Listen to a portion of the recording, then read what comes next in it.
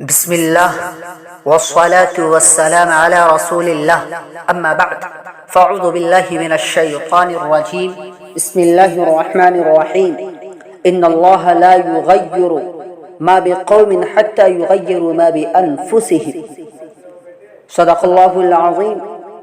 محترم سامعین کرام، خدا نے آج تک اس قوم کی حالت نہیں بدلی، خدا نے آج تک اس قوم کی حالت نہیں بدلی، نہ ہو جس کو خیال آپ اپنی حالت کے بدلنے کا۔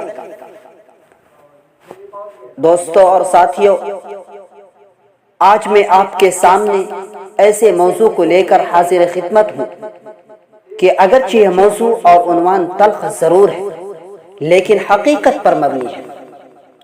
تو میں آپ کو بتانا چاہتا ہوں کہ حافظ قرآن تراویح میں جن باتوں سے بیک وقت نمٹ رہا ہوتا ہے ان میں سے کچھ کو آپ کے سامنے بیان کرنا چاہتا ہوں۔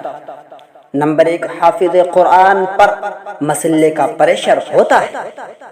نمبر 2، 20 رکعات کا خیال رکھنا ہوتا ہے۔ نمبر 3، اپنے روزانے کے پارے کے کوٹے کو 20 رکعات پر تقسیم کر کے پورا کرنا کہ کہیں ایسا نہ ہو کہ پارا پورا ہو جائے اور رکعتیں رہ جائیں، یا رکعتیں پوری ہو جائیں اور پارا رہ جائے۔ نمبر 4، اپنے سپارے کا غم کے غلطیوں اور متشابہات سے بچا جائے۔ نمبر 5، اس بات کی فکر کہ کہیں وقت زیادہ نہ لگ جائے۔ نمبر 6، اپنے گلے کی فکر کہ کہیں بیٹھ نہ جائے۔ نمبر 7، دن کو سنانے کی تیاری کرنا۔ نمبر 8، افطاری میں تھوڑا سا کھانا۔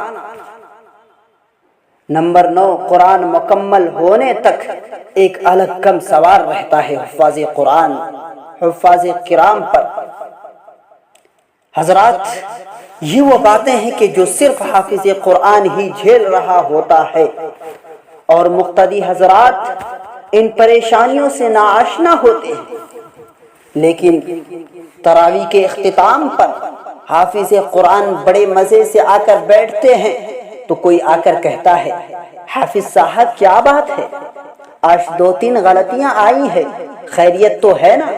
کوئی کہتا ہے، حافظ صاحب آج تو بہت تیز پڑھ رہے تھے، اور اگر دوسرے دن آہستہ پڑھا جائے تو کوئی اور آ کر کہتا ہے، آج تو قاری عبدالباسط بن رہے تھے۔ کوئی کہتا ہے، آج تو حافظ صاحب نے ٹائم زیادہ لگا دیا۔